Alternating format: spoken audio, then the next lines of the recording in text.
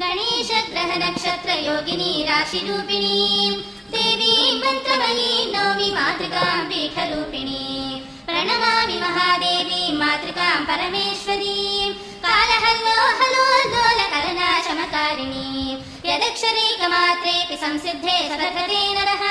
रक्षिताक्षेन्दुकन्दर्प शङ्करानलविष्णुभिः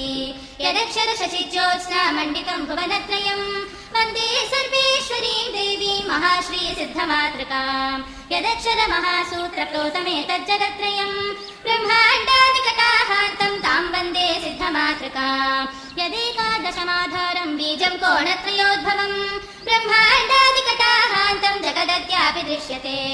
अकचादिगतोन्नद्धपयशाक्षरवर्गिणीं ज्येष्ठाग्रबाहुपादाग्रमध्यस्वान्तर्निवासिनीं तामीकाराक्षरोद्धारां सारात् सारां परात्परां प्रणमामि महादेवीं परमानन्दरूपिणीम् अद्यापि यस्या जानन्ति न मनागपि देवताः केयं तस्मात् प्रगेनेति स्वरूपा रूपभावना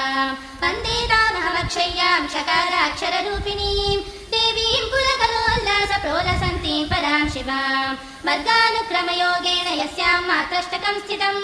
वन्दे तामष्टवर्गोऽथ महासिद्ध्यष्टकेश्वरीं कामपूर्णजगाराख्य श्रीपीठान्तर्निवासिनीं चतुराज्ञा कोशभूतां नौमि श्रीत्रिपुरामहम् इति द्वादशभिश्लोकैः स्तवनं सर्वसिद्धिकृत् देव्या शखण्डरूपाया स्तवनं तव तद्यतः